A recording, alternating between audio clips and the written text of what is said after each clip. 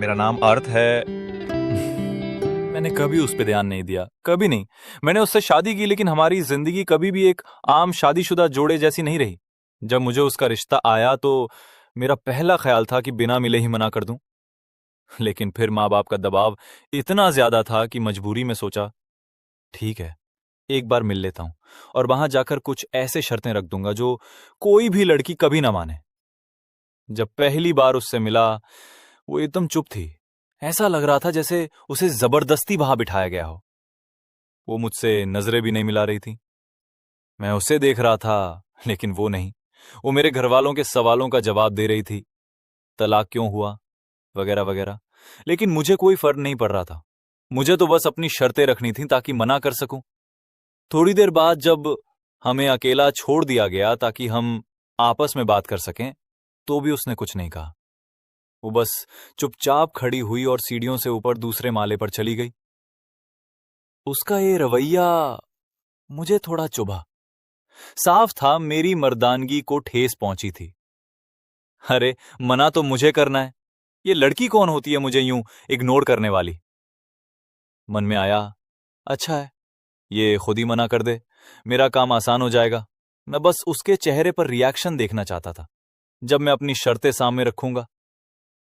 हम दोनों बालकनी में खड़े थे, एक दूसरे से थोड़ा दूर। सामने एक सुंदर मंदिर था, हरे भरे बागीचे के बीच। वो नजारा इतना शांत और सुकून भरा था कि थोड़ी देर को मैं सब भूल गया। हम दोनों खामोश खड़े रहे। फिर मैंने बातचीत शुरू की। मुझे इस शादी के लिए कुछ शर्तें मुझे शादी नहीं करनी। उसने अचानक कहा, मेरी बात पूरी होने से पहले ही। सरप्राइज! क्या? वो अब भी मुझे नहीं देख रही थी, बस मंदिर की तरफ शांत भाव से देख रही, जैसे कोई चुपचाप बात कर रहा हो अपने भगवान। फिर वो धीरे धीरे मेरी तरफ, और तब मैंने उसकी आंखों में कुछ साफ देखा, दृढ़ता, हिम्मत, लेकिन साथ ही एक खालीपन। वो चुप रही। मैंने पूछा, तुम ना कह रही हो? कुछ देर पहले तक तो तुम मेरे परिवार से ऐसे बात कर रही थी जैसे ये रिश्ता तुम्हें पूरी तरह से मंजूर हो। मैं खुद को रोक नहीं पाया और कह बैठा, तुम औरतें समझ से परे हो, एकदम अनप्रेडिक्टेबल। मैंने सोचा अब शायद वो झल्ला जाएगी, पर नहीं, कुछ नहीं कहा उसने। ये लड़की, ठीक है, अब मैं भी नहीं बोलूंगा, देखते हैं कौन जीतता है, मैंने मन में सोचा। तभी उसने मेरी तरफ देखा और हल्की मुस्कान दी, शायद शर्मीली सी, और उस मुस्कान ने मुझे हिला। वाह! मन ने चिल्लाया, वो खूबसूरत है ना? फिर उसने कहा, हाँ, मैं शादी करूंगी। मुझे नहीं पता किससे और कैसे, क्योंकि मुझे ट्रस्ट इशू है। चार, मैं उस आदमी से शादी कर सकती हूँ जो गूंगा और बहरा हो। ना वो मुझे कुछ कह पाएगा, ना मेरे आंसुओं का मजाक उड़ा पाएगा। क्या? ये लड़की पागल है, मुझे अभी निकल जाना चाहिए यहाँ से। क्या ये दोनों के लिए अच्छा नहीं होगा? ना मैं तुम्हें परेशान करूंगी, ना तुम मुझे। माफ करना, पर तुम पागल हो। वो तुरंत मेरी आंखों में देखती है और मुस्कुरा कर कहती है, ये बात थोड़ी मजाक में कही, पर हाँ, मैं शादी सिर्फ उसी आदमी से करूंगी जो मेरी कुछ शर्तें मानेगा, जो मुझे मेरी तरह रहने देगा, जो मुझसे झूठ नहीं बोलेगा और अपने राज नहीं छुपाएगा। मैं उस स्टेज पर हूँ जहाँ मुझे अपने माँ बाप को ये साबित करना है कि मैं अपनी शादी में खुश हूँ, और ये जिम्मेदारी सिर्फ मेरी होगी। तुम ये कैसे करोगी? मैं उसे उसकी जिंदगी उसके तरीके से जीने दूंगी। ना मैं उसके जीवन में दखल दूंगी, ना वो मेरे में। और तुम्हें क्या लगता है कोई मर्द तुम्हें इतनी आजादी देगा? शायद उसकी अपनी आजादी ही उसे मुझे आजादी देने पर मजबूर कर दे। अब रिश्ते बिजनेस डील की तरह होते हैं। मैं एक में रह चुकी हूँ। मैंने सीखा है, कोई उम्मीद नहीं, कोई मोह नहीं, कोई प्यार नहीं, बस सर्वाइवल ऑफ मैरिड लाइफ। और अगर वो मर्द अपनी गर्लफ्रेंड्स में ही उलझा रहे, कई अफेयर्स हों उसके, तब भी तुम्हें फर्क नहीं पड़ेगा? नहीं, क्योंकि मैं पहले से ही अकेले जीना सीख चुकी हूँ। मैं प्यार नहीं करती, किसी से जुड़ती नहीं, तो अब मुझे कुछ महसूस नहीं होता। मैं चुप था, कुछ कहने के लिए शब्द ही नहीं। वो फिर मंदिर की तरफ देखने लगी। मैं उसे ही देखता रहा। कुछ पल यूं ही बीते।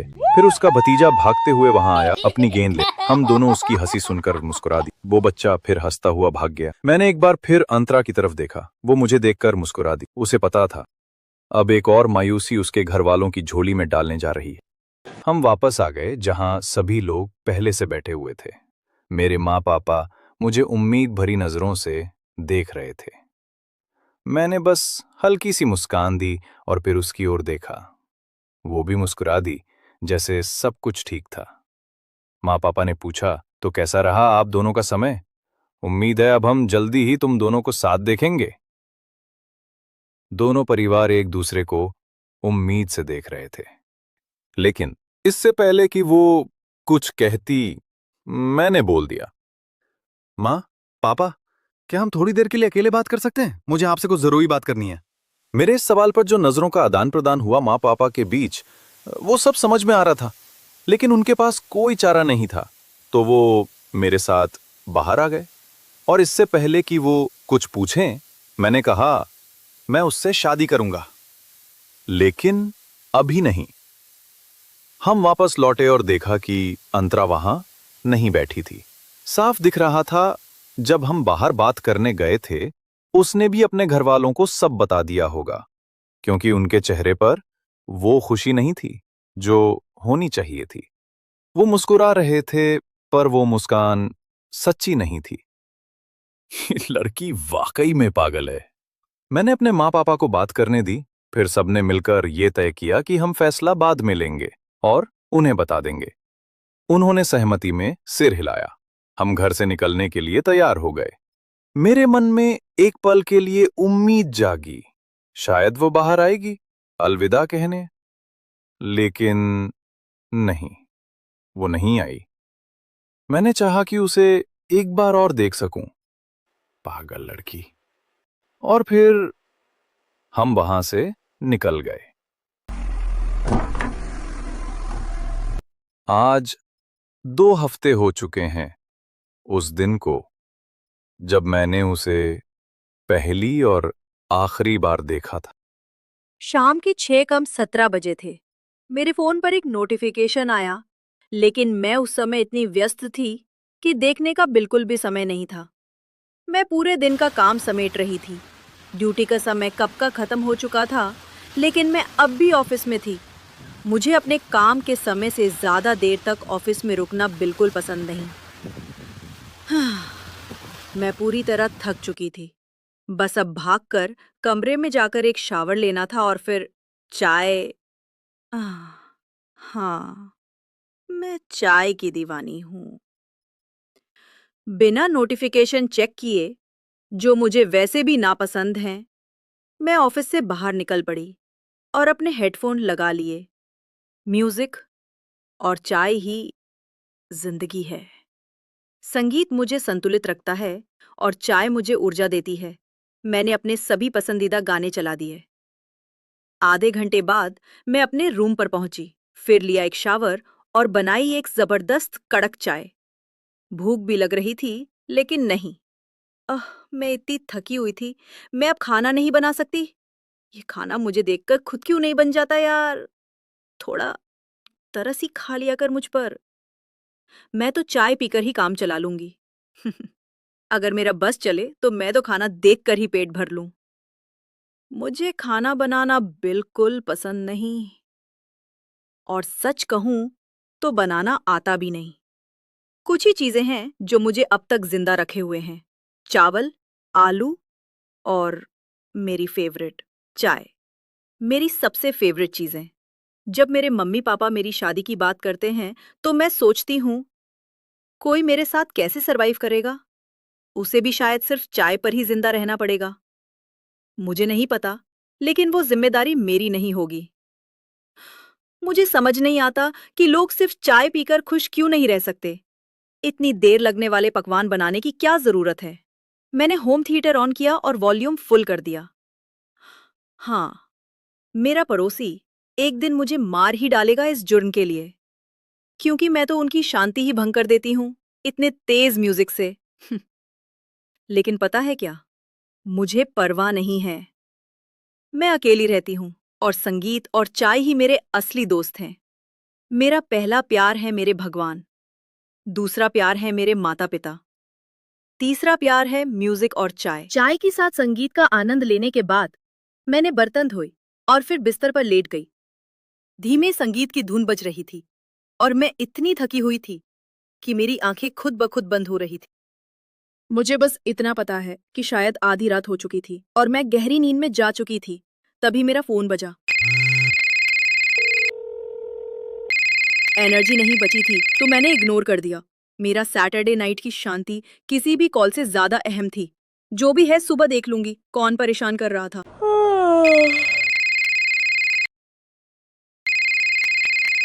लेकिन थोड़ी देर बाद फिर कॉल आई, 2 बार। फिर 3 बार। तभी अचानक मेरे दिमाग में, मुझे इतनी रात कोई कॉल क्यों करेगा? कोई मुझे कॉल ही कहाँ करता है? क्या घर से है? सब ठीक तो है ना?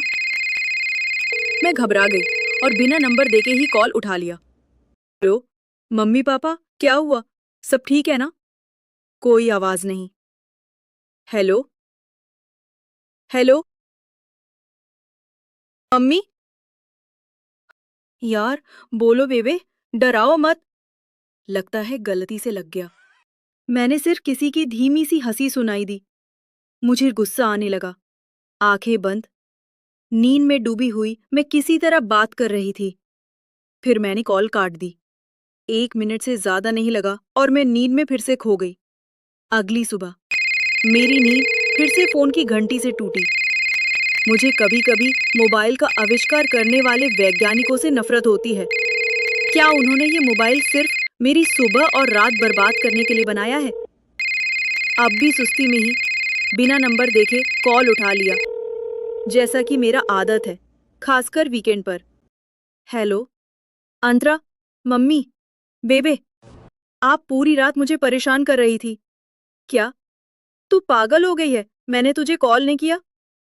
ओके, शायद पापा ने किया होगा, मुझे नहीं पता, लेकिन छोड़ो ये सब। बताओ क्या बात है? सब ठीक है ना? आपने आज खाने में क्या बनाया है? मेरी भूख तो जैसे दिमाग पर सवार हो गई थी। हाँ बेटा, सब ठीक है। और आज मैंने राजमा चावल बनाए हैं। राजमा चावल? यार, मुझे भी खाना है। थोड़ा सा भेज दो मम्मा। आजा खा ले। हमने कौन सा मना किया है? तू खुद ही नहीं आती। हाँ, वो तो है। अंतरा, तुझे कब छुट्टी मिलेगी? कल की छुट्टी भी ले सकती है क्या? क्या? क्यों? मुझे अपनी मैनेजर से बात करनी होगी और उसका तो दिल का दौरा पड़ जाएगा अगर मैंने छुट्टी की बात की। कुछ जरूरी है? आज ही आ सकती है क्या? नहीं मम्मी, आज तो मैं अपना दिन एंजॉय करना चाहती हूँ। इस नौकरी ने मेरा चैन छीन लिया है और जो बचा था वो इस फोन ने। वो लोग कल रोके के लिए आ रहे हैं। मेरी आंखें फौरन खुल गईं। क्या? दिल जोर जोर से धड़कने लगा। नींद गायब। वो लोग? कौन लोग मम्मी? अर्थ, वो और उसका परिवार कल सुबह आ रहे हैं रोका करने। मैं जोर से हंसी। मम्मी, आपने तो मेरा दिन बना दिया डार्लिंग। मैं मजाक नहीं कर रही अंतरा, वो सच में आ रहे हैं। हमें ये खबर अभी आधे घंटे पहले मिली और तुझे पहले बताना जरूरी लगा क्योंकि तेरी छुट्टी की समस्या है। मैं कुछ नहीं बोली, बस सुनती रही। मम्मी, वो पागल है क्या? लेकिन जब कोई जवाब नहीं दिया तो मैं समझ गई और बिना किसी और बात के मैंने बस इतना ही कहा, ठीक है, मैनेज कर लूंगी, मैं आ जाऊंगी, फिक्र मत करो, मैं शादी करूंगी। अब तुम्हें मेरी चिंता करने की जरूरत नहीं है मम्मी। बाय, ज्ञान रखना। मुझे दुख भी हुआ उन्हें इस तरीके से बोलने के लिए, लेकिन मैं क्या करूं? इस लड़के ने मेरा दिन खराब कर दिया और अब पता नहीं और क्या क्या खराब करेगा। सॉरी मम्मा। सुबह का समय था। घर में सब व्यस्त थे। तैयारियां चल रही थी। ज्यादा मेहमान बुलाए नहीं गए थे। सब कुछ अचानक हो रहा था। सिर्फ दोनों परिवारों के मुख्य सदस्य ही थे और हर किसी के चेहरे पर उम्मीद की चमक थी, सिवाय 2 लोगों के, अर्थ और अंतरा। दोनों किसी मूर्तियों की तरह शांत और भावहीन बैठे थे। ना आंखों में कोई चमक थी, ना चेहरे पर कोई उत्साह। बस जैसे किसी ने कहा हो, बैठो तो बैठ दे। एक दूसरे को देखा तक नहीं। ना कोई मुस्कान, ना शर्म, ना झिझक, ना कोई सवाल, कुछ नहीं। उनके चारों ओर सब हंस रहे थे, हल्के मजाक चल रहे थे, रिश्तेदार बातें कर रहे थे, लेकिन इन दोनों के बीच बस चुप्पी। जब पंडित ने तिलक की रस्म के लिए बुलाया तो दोनों चुपचाप उठे। ना कोई हिचकिचाहट, ना कोई उत्सुकता। सब कुछ जैसे स्क्रिप्टेड हो। एक रस्म पूरी हुई, फिर दूसरी। मिठाई खिलाई गई, तस्वीरें खींची गई। अंतरा ने बिना मुस्कुराए कैमरे की ओर देखा। अर्थ ने भी। ना कोई केमिस्ट्री, ना कोई कनेक्शन। दोनों के दिमाग में अलग ही हलचलें चल रही थी, लेकिन चेहरा पत्थर। सिर्फ माँ बाप की खुशी के लिए, सिर्फ समाज की नजरों के लिए एक समझौता। ना अर्थ को फर्क पड़ा, ना अंतरा ने कुछ जताया। शाम होते होते रस्में पूरी हो गई। सब कह रहे थे, क्या जोड़ी है, लेकिन सच में वहां कोई जोड़ी थी ही नहीं। बस दो लोग थे जिन्होंने एक दूसरे की आंखों में झांका तक नहीं। ना कोई सवाल, ना कोई जवाब, सिर्फ एक रिश्ता जिसमें दिल की कोई जगह नहीं थी। सारा दिन यूं ही बीत गया। रोके की रस्म और पेट पूजा के बाद वो सभी लोग आशीर्वाद देकर चले गए। हमने आपस में कुछ भी बात नहीं की, ना ही कोई हाय, ना कोई बाय। लेकिन इधर उधर से सुनने को मिल रहा था कि अर्थ मुझे देख रहा था। कुछ लोगों ने उसे पकड़ भी लिया और उसका मजाक भी बनाया। आजाहार, मुंह तो ऐसे बना के बैठा है जैसे इसमें उसका कोई हाथ ही नहीं हो। लेकिन नहीं, मैं सच्चाई जानती हूँ। मुंह सिर्फ इसलिए देख रहा था ताकि मेरा रिएक्शन देख सके। जो उसने किया, उसके बाद मेरा चेहरा पढ़ सके। कैसे उसने इतनी आसानी से बात को पलट दी कि पहले तो इनकार कर दिया और अब यहाँ बैठा सारी रस्में निभा रहा है। जैसे कितना शरीफ हो वो, बेचारे को बोलना भी नहीं आता हो। उसे पता था कि मैं किस तरह के इंसान से शादी कर सकती हूँ, और अब डर इस बात का है कि उसे मेरे बारे में सब पता है, लेकिन मुझे उसके बारे में कुछ भी नहीं पता। क्या वो मेरी बात मानेगा, मेरी इच्छाओं की कद्र करेगा, या फिर वो भी मेरे पिछले पति जैसा बन जाएगा? शाम काफी हो चुकी थी, इसलिए बिना कुछ ज्यादा सोचे मैं चुपचाप अपने बिस्तर पर गई और सो गई। अब मुझे थोड़ी शांति चाहिए। मैं थक चुकी हूँ। कल ड्यूटी पर भी जाना है। रस्म के अगले दिन मैं अपने फ्लैट लौट आई। मैं दिल्ली में अकेली रहने की आदी थी। अपने लिए एक छोटा सा घर लेने का प्लान किया था और कभी शादी न करने का फैसला भी। लेकिन मेरे माँ बाप की चिंता, वो चिंता जो हर रोज मुझे भीतर से तोड़ रही थी। मुझे बहुत अच्छे से पता है कि जिंदगी आसान नहीं होती। ये एक जुआ है। ये इस बात पर निर्भर करता है कि तुम इसे कितनी समझदारी से खेलते हो। मैं एक साधारण परिवार से हूं, लेकिन अर्थ का पारिवारिक बैकग्राउंड काफी मजबूत है। क्या मैं फिर से एक अमीर बिगड़ैल लड़के के जाल में फंसने जा रही हूं? नहीं, मुझे अमीर लोग पसंद नहीं हैं। उन्हें आम लोगों की भावनाओं की कोई परवाह नहीं होती। मुझे बस कुछ समझ नहीं आ रहा। मुझे कोई पसंद नहीं है। मुझे मेरा अकेलापन ही सबसे ज्यादा प्यारा है। इन सब बातों के साथ ही मैं अपने सफर से वापस आई। मुझे थोड़ी देर अकेले रहकर सोचने की जरूरत थी। उसने क्या किया? एक दिन में सब कुछ बदल गया।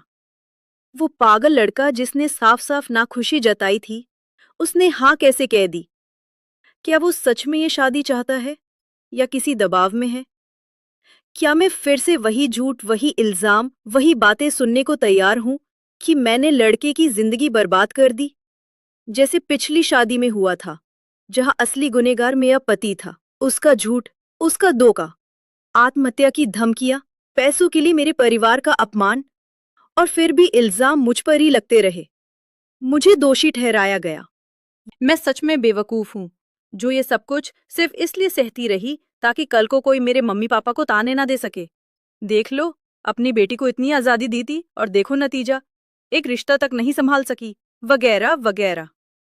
एक आजादी जो मेरे मम्मी पापा ने मुझे दी थी, अपनी जिंदगी जीने की, अपना करियर बनाने की, और मेरी जिद के आगे झुककर मुझे अकेले बाहर रहने की इजाजत दी। लेकिन मैं कितनी गलत थी ये सोचकर कि अगर मैंने तलाक दिया तो शायद वो पछताएंगे मुझे आजादी देने के लिए। पर नहीं, वो नाराज या शर्मिंदा नहीं थे। वो बस दुखी थे इस बात से कि मैंने अपनी जिंदगी के 5 साल बर्बाद कर दिए। आज अगर मैं उस घटिया शादी से बाहर निकल पाई हूं तो वो सिर्फ उनके सपोर्ट की वजह से, और मैं ताउम्र शुक्रगुजार रहूंगी अपने मम्मी पापा, अपनी फैमिली के उस बिना शर्त प्यार और सहारे के लिए। और अब मेरे मम्मी पापा की खुशी ही मेरी खुशी है, और ये फैसला भी सिर्फ उनकी खुशी के लिए ही है। शादी नहीं है, ये एक स्वेच्छा से किया गया आत्महत्या है। तो उस पागल ने हाँ कैसे कह दी? अगर अपनी मर्जी से की है तो क्यों? जो भी कारण हो, कुछ भी अच्छा नहीं है, कुछ भी नहीं।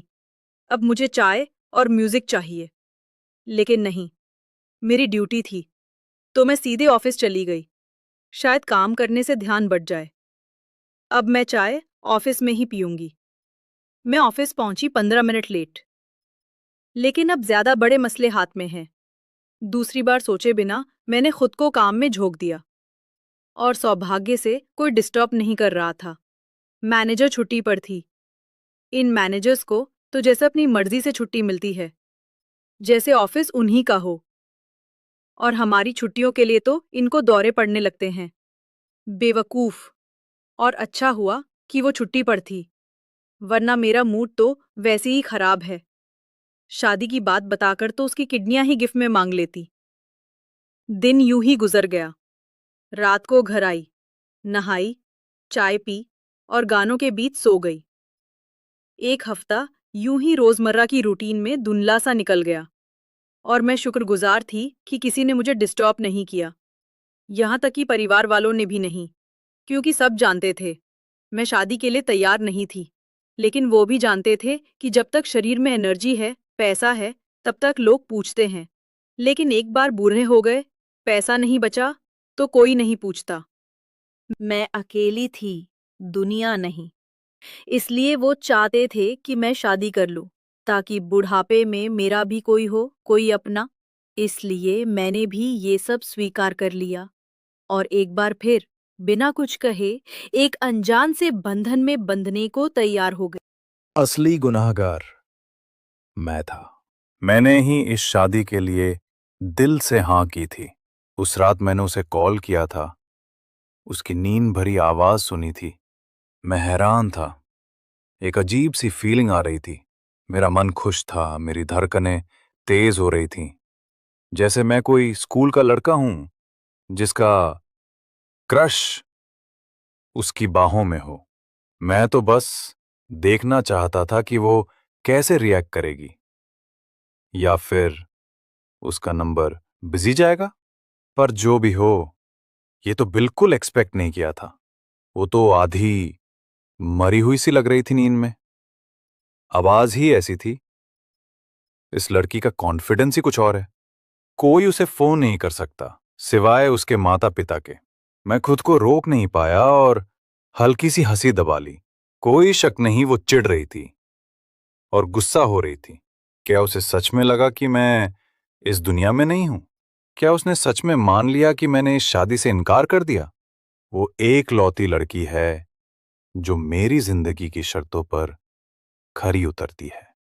उसकी शर्तें लगभग मेरी जैसी ही थीं। उसे आजादी चाहिए, मुझे भी। मैं उसे उसकी आजादी दूंगा, बदले में वो मुझे मेरी। सबके सामने हम पति पत्नी होंगे, पर जिंदगी अपनी अपनी। मैं कोई शरीफ लड़का नहीं हूं। मेरी अपनी गर्लफ्रेंड्स हैं, और जब तक वो मुझे परेशान नहीं करती, मैं उन्हें छोड़ने वाला भी नहीं। और अगर कभी छोड़ा भी, तो भी मुझे पता है वो मुझे नहीं छोड़ेंगी। मैं उससे झूठ नहीं बोलूंगा, उसे सब सच बताऊंगा, क्योंकि वो डिजर्व करती है। और एक और वजह उसे शादी करने की, वो किसी भी लड़के के लिए नहीं झुकती। वो उन लड़कियों में से नहीं है जो किसी भी लड़के पर लट्टू हो जाएं। वो लड़कों को जैसे कोई बीमारी समझती है, हमेशा अलर्ट, हमेशा सतर्क। मैंने 2 हफ्ते लगाए सिर्फ उसकी बातों की सच्चाई पता करने के लिए। क्या वो सच में किसी के साथ नहीं रही? इस दुनिया में ऐसा कैसे मुमकिन है? इतना स्ट्रेसफुल लाइफस्टाइल है, थोड़ा तो डिस्ट्रैक्शन चाहिए। लेकिन जो भी जानकारी मिली, उसने साबित किया कि उसने कभी किसी लड़के पर भरोसा नहीं किया। सिर्फ एक आदमी था उसकी जिंदगी में, उसका घटिया पति।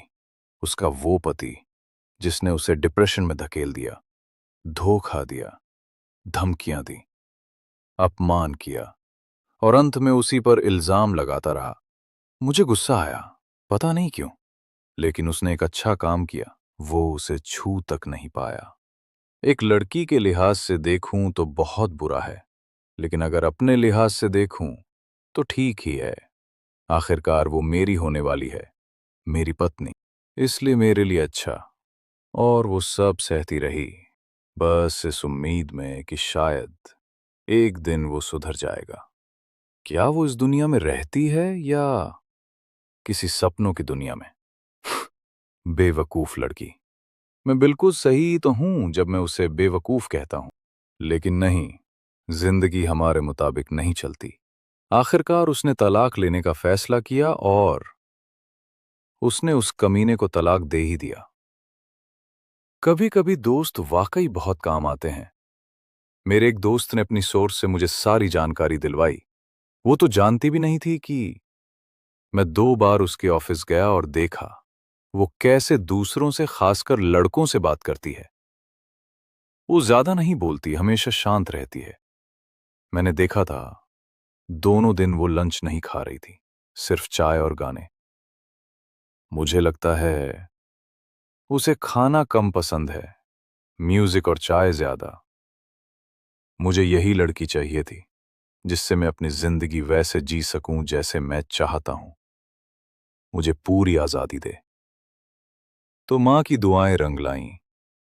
भगवान ने मुझे एक ऐसी लड़की दे दी जैसी मुझे चाहिए थी। वो शांत और थोड़ी सी बेवकूफ लड़की है, लेकिन अब वो मेरी है, मेरी अंतरा। और सिर्फ मैं ही उसे वो कह सकता हूं, कोई और नहीं, कोई भी नहीं। मैं उसे खो नहीं सकता। वो मेरी होने वाली पत्नी है। मुझे उससे शादी करने की कोई जल्दी नहीं है। मैं उसे भी समय देना चाहता हूं और खुद को भी। वो मेरी मोहब्बत नहीं है, लेकिन वो एक लौती लड़की है जो मेरी आजादी है। मैं कभी भी उसके उस घटिया पति जैसा नहीं बनूंगा। मैं उसका सम्मान करूंगा, करता हूं। हमारे बीच सब कुछ साफ रहेगा, कुछ भी छुपा हुआ नहीं होगा। और वैसे भी उसने पहले ही साफ कह दिया था कि उसे मुझसे या अपने पति से कोई मतलब नहीं रखना है। तो मैं और भी ज्यादा सुकून में हूं, क्योंकि वो दुखी नहीं होगी और मुझे भी उसके लिए बुरा नहीं लगेगा। जब बातें साफ होती हैं, खुली होती हैं, तो तकलीफ कम होती है, या कभी कभी होती ही नहीं। मैं कभी नहीं भूल सकता उसकी वो नजर जब उसने मुझे रोके वाले दिन देखा था, हैरान, उलझन में और गुस्से से भरी हुई। ओह वो नजर, जैसे एक नजर से मुझे मार ही देगी। मैं हंसना चाहता था, लेकिन हंस नहीं सकता था। बस मुस्कुरा दिया, एक बड़ी मुस्कान। उसकी नाराजी तो जैसे चिल्ला रही थी। वो तैयार भी ठीक से नहीं थी। बस एक साधारण सूट, साड़ी भी नहीं, कोई मेकअप नहीं, बस एक लिप ग्लॉस और एक छोटी सी बिंदी। लगभग दिखती ही नहीं थी, पर मुझे दिखी। और वो फिर भी बेहद खूबसूरत लग रही थी। उसकी सादगी मुझे बेहद पसंद आई। मेरी गर्लफ्रेंड्स जैसी नहीं, जो मेकअप में नहाई होती हैं। यकीन मानो, जब मेरी गर्लफ्रेंड्स उसे देखेंगी वो जलेंगी। असल में वो अब से ही जलने लगी हैं। हाँ, मेरी जिंदगी ऐसी ही है। अब मैं सिर्फ ये देखने को लेकर उत्साहित हूं कि क्या मेरी जिंदगी में कुछ बदलेगा या नहीं। मैं दोनों के लिए सिर्फ अच्छा ही चाहता हूं, और इंतजार है उस दिन का जब हम एक शादीशुदा जोड़े बने, हमारी शादी की पहली रात का। क्योंकि मैं उसे ऐसा तोहफा देने वाला हूं जो उसने कभी सोचा भी नहीं होगा, कभी नहीं। वो कुछ भी नहीं जानती मेरे बारे में, बिल्कुल अनजान है मुझसे। उसकी डरी हुई, उलझनों से भरी आंखों में देखना और हर पल तेज होती उसकी धड़कनों को सुनना, उसका मजा ही कुछ और होगा। वो मेरी बीवी होगी, मेरी अंतरा, अर्थ की अंतरा। आगे की हमारी कहानी जानने के लिए आप इस चैनल को लाइक, सब्सक्राइब और शेयर जरूर करें।